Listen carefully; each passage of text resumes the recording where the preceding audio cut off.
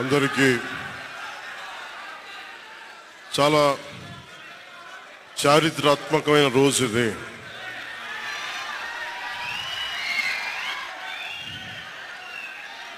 చాలా కొంచెం నిశ్శబ్దం పాటించండి దయచేసి నిశ్శబ్దాన్ని పాటించండి అంత దయచేసి. నుంచున్న దయచేసి కూర్చోండి, మీరు వీడియోలు తీయకండి ప్లీజ్. దయచేసి కూర్చోండి ఏదో ఒకటి చేయండి, మీరు కూర్చోవాలి, ఏదో ఒకటి చేయండి. చాలా ఆంధ్రప్రదేశ్ 5 కోట్ల మంది ప్రజలు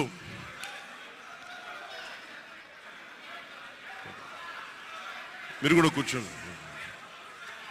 చాలా చారిత్రాత్మకమైన తీర్పిచ్చిన రోజు ఇది.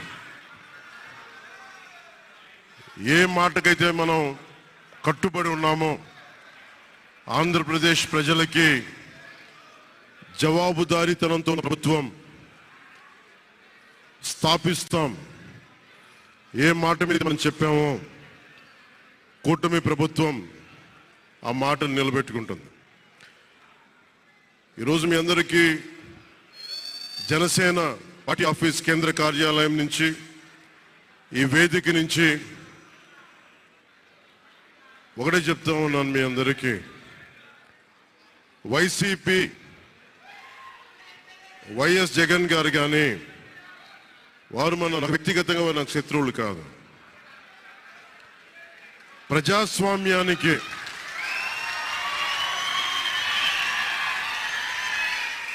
ఇది ఓడిపోయారు కదా అని చెప్పి జనసేన నాయకులుగా గుర్తుపెట్టుకోవాల్సింది. ఇది కక్ష సాధింపు సమయాలు కాదు, 5 కోట్ల మంది ప్రజల కోసం పనిచేసే సమయం ఇది. 5 కోట్ల మంది పైచిలకు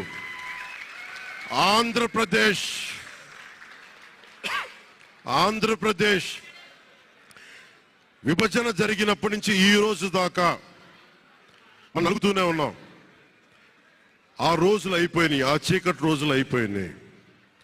ప్రతి ఒక్కరం బాధ్యతతోటి భవిష్యత్తు తరాల కోసం బాధ్యతని భుజాల మీద వేసుకొని చాలా బాధ్యతాయుతంగా జవాబుదారీతనంతో కూడిన రాజకీయ ప్రభుత్వం, రాజకీయ మనకి ఆలోచన విధానం ఉంటుంది.